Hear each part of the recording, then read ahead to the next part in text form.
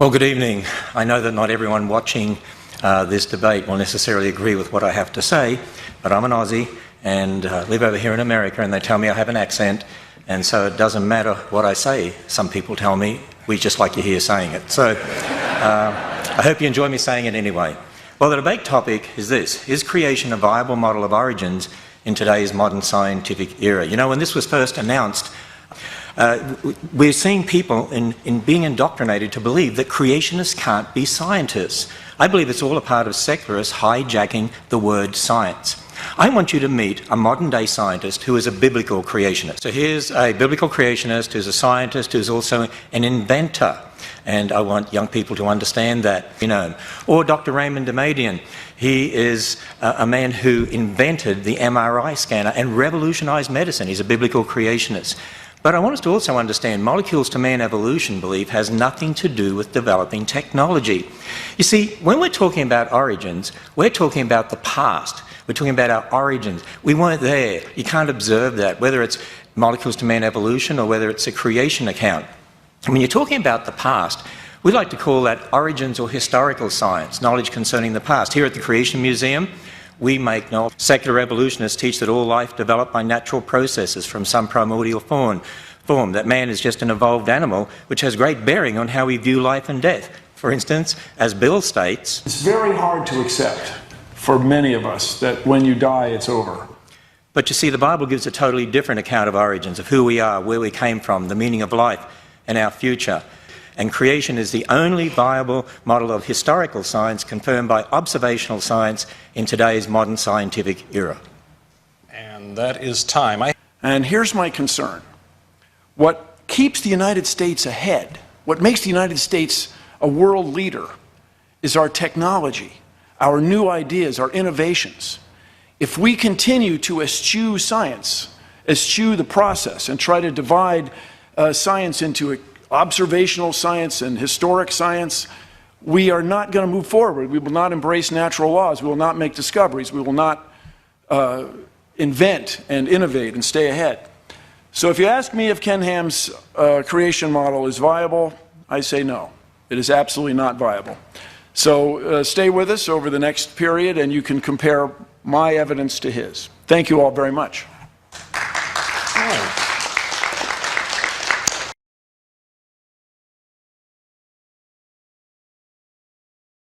Creation is the only viable model of historical science confirmed by observational science in today's modern scientific era. And I mentioned Dr. Raymond Damadian, who actually invented the MRI scanner. I want you to meet a biblical creationist who is a scientist and inventor. Hi, my name is Dr. Raymond Damadian. I am a young Earth creation scientist and believe that God created the world in 6 24-hour days, just as recorded in the book of Genesis. By God's grace and the devoted prayers of my godly mother-in-law, I invented the MRI scanner in 1969. The idea that scientists who believe the Earth is 6,000 years old cannot do real science is simply wrong. Well, he's most adamant about that. There is nothing in observational astronomy that contradicts a recent creation. I also mentioned Dr. Stuart Burgess, Professor of Engineering Design at Bristol University in England. Now, he designed a double. Think about this for a moment. Are scientists like Dr. Burgess, who believe in creation, just as I do, a small minority in the scientific world? But let's see what he says about scientists believing in creation. I find that many of my colleagues in academia are sympathetic to the creationist viewpoint, including biologists. However, they are often afraid to speak out because of the criticisms they would get from the media and atheist lobby. I agree, that's a real problem today. Now, in my opening statement, I also discussed a different type of science or knowledge, origins or historical science. Here we go! Green trunks for the southpaw, the notorious Conor Gregor. Black trunks for the champion, Jose Aldo Jr. Conor relaxed and smiling. Oh! Disruptive!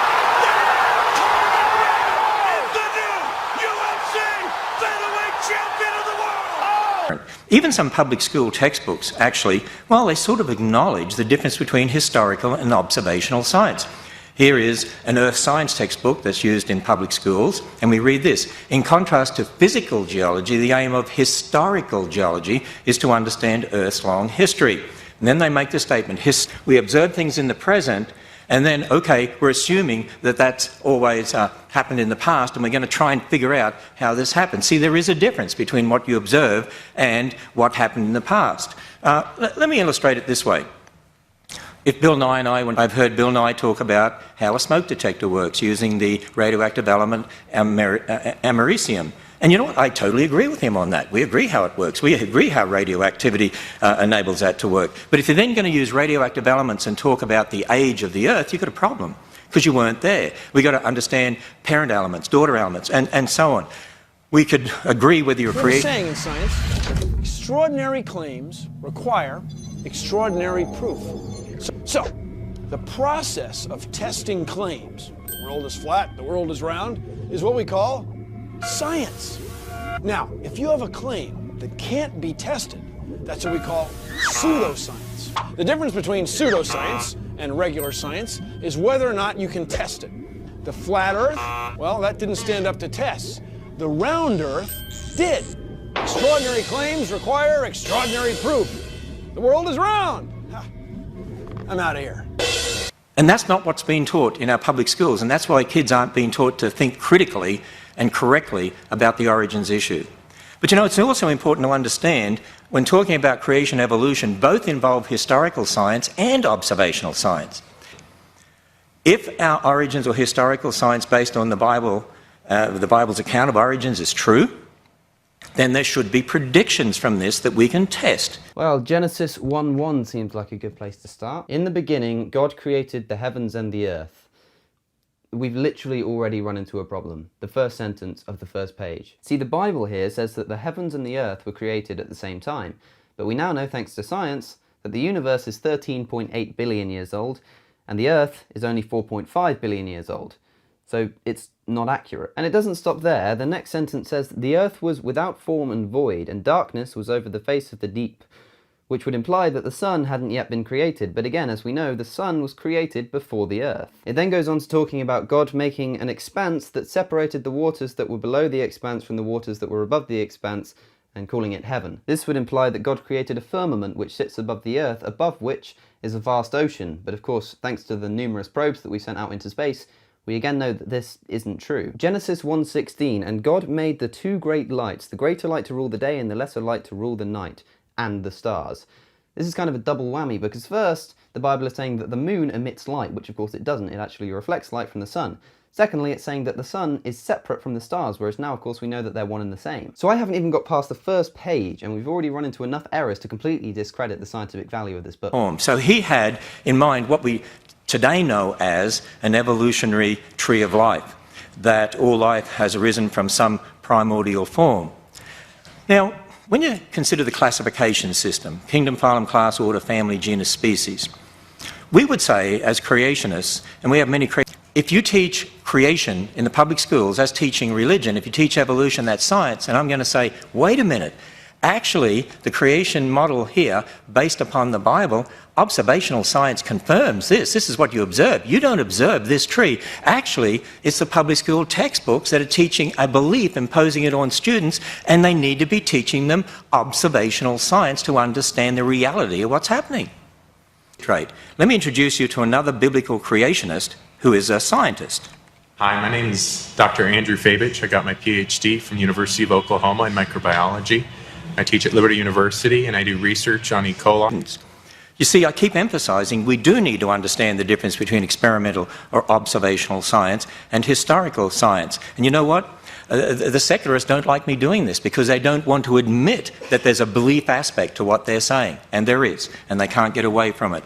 Let me illustrate this with a statement from Bill Nye. That you can show the Earth is not flat. You can show the Earth is not 10,000 years old. By the way, I agree. You can show the Earth is not flat. There's a video from the Galileo spacecraft showing the Earth, and speeded up, of course, but spinning. You can see it's a sphere. You can observe that. You can't observe the age of the Earth.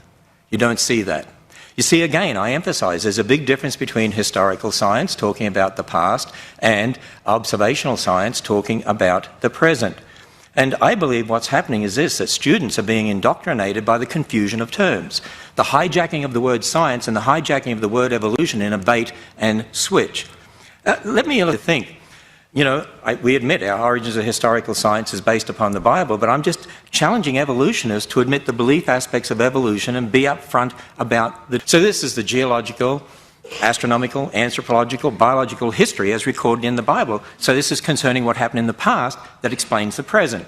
And then, of course, that God's Son stepped into history to be Jesus Christ, the God-man, to die on the cross, be raised from the sin and death entered the world. That's why God's Son died on the cross, and to conquer death and offer a free gift of salvation. The flood of Noah's day, a reminder that the flood was a judgment because of man's wickedness, but at the same time a message of God's grace and salvation, as Noah and his family had to go through a door to be saved, so we need to go through a door to be saved. Jesus Christ said, I am the door, by me if any man enter in, he'll be saved. And we who worry about religious and political ideology trumping scientific fact. Wait a minute, what do I mean by science? You're talking about what you observe, or you're talking about your beliefs about the past? In the same word science for observational and historical science, they arbitrarily define science as naturalism and outlaw the supernatural. They present molecules to man evolution as fact, and they're imposing the religion of naturalism on generations of students. They're imposing their ideology on the students, that everything's explained by natural processes. That is a religion. What does she mean by religious liberty? They tolerate their religion. See, the battle is really about authority. It's more than just science or evolution or creation. It's about who is the authority in this world, man or God. God decides right and wrong. Marriage, one man and one woman. Sanctity of life. We care for old people. They're made in the image of God. Life begins at fertilization, so abortion is killing a human being. We do see the collapse of Christian morality in our culture and increasing moral relativism because generations of kids are being taught the religion of naturalism and that the Bible can't be trusted. And so again I say, creation is the only viable model of history. Here's Iverson. Lou the defender. Stays right with it. Allen wants to go. Wants the baseline. He fires two balls. Got it again. He's way too good. 7 straight points by Iverson. Looked like he was dead in the water. He steps around Lou. That drove it. Historical science confirmed by observational science in today's modern scientific era.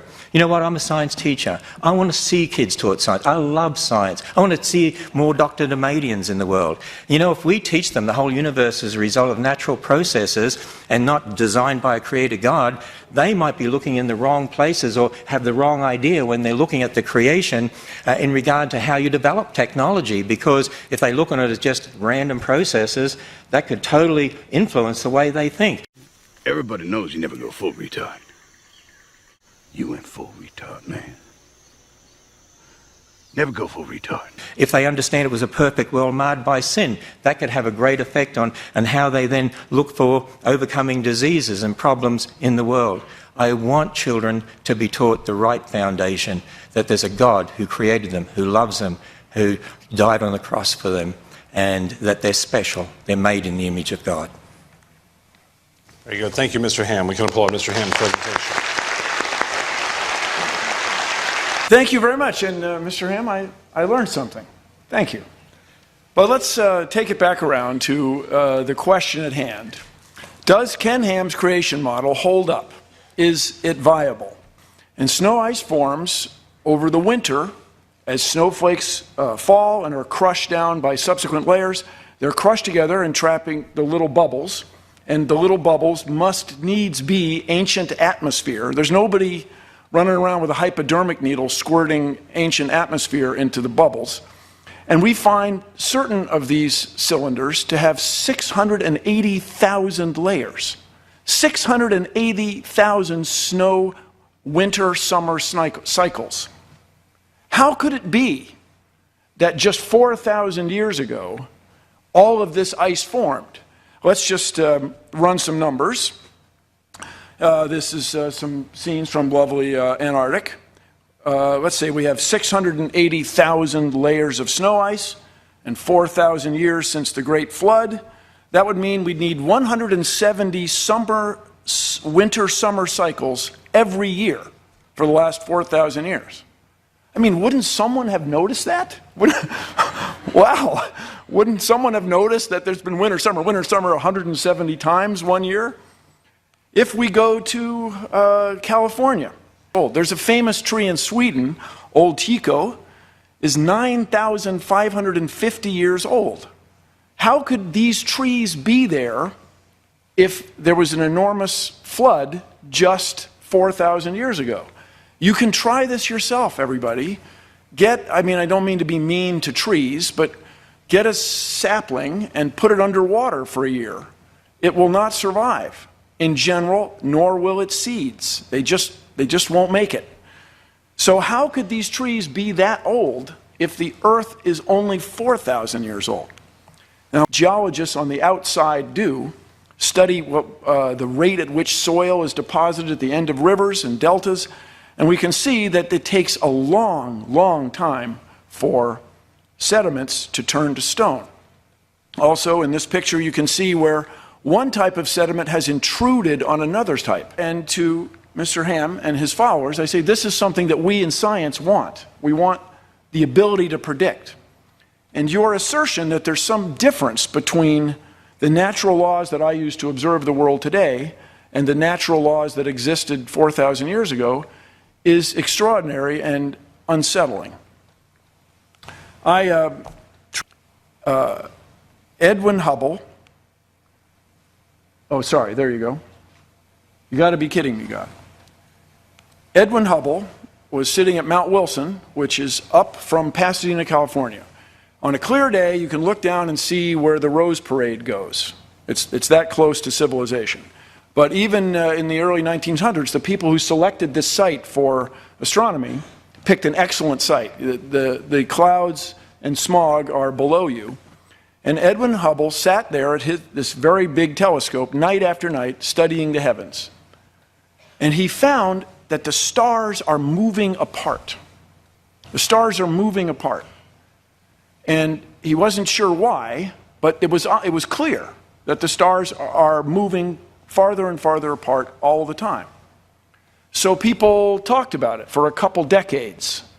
And then eventually another astronomer, almost a couple decades, another astronomer, Fred Hoyle, just remarked, well, it was like there was a big bang. There was an explosion. This is to say, since everything's moving apart, it's very reasonable that at one time they were all together. And there's a place from whence these things expanded. And it was a remarkable insight. But people went still questioning it for decades. Science and conventional scientists questioning it for decades. These two researchers wanted to listen for radio signals and Arno Penzias and Robert Wilson had found this cosmic background sound that was predicted by astronomers. Astronomers running the numbers, doing math, predicted that in the cosmos would be left over this echo, this energy from the Big Bang that would be detectable. And they detected it. We built the Cosmic Observatory for Background Emissions, the COBE spacecraft, and it matched exactly the astronomers' predictions. You got to respect that. It's a wonderful thing. Now, along that line is some interest in the age of the Earth. Right now, it's generally agreed that the Big Bang happened 13.7 billion years ago. What we can do on Earth, these elements that we all know on the periodic table of chemicals, rubidium becomes strontium spontaneously. It's an interesting thing to me. A neutron becomes a proton, and it goes up the periodic table. There are billions of stars. Mr. Ham, how could there be billions of stars more distant than 6,000 years if the world's only 6,000 years old? It's an extraordinary claim. There's another astronomer, Adolf Kittel. So if you're asking me, and I got the impression you were, is Ken Ham's creation model viable? I say no. He was looking for contact from Jermaine O'Neal, got a piece of it. Wait. Oh, a facial! Yes, and a foul! Wade going right at Anderson. The test, Jermaine O'Neal, and gets it sent back, and Dwayne Wade right at the body of Anderson Varejao. Welcome to your Kodak moment, Anderson Varejao. Absolutely not. Voters who might be watching online in places like Texas, Tennessee, Oklahoma, Kansas, Please, you don't want to raise a generation of science students who don't understand how we know our place in the cosmos, our place in space, who don't understand natural law. We need to innovate to keep the United States where it is in the world. Thank you very much.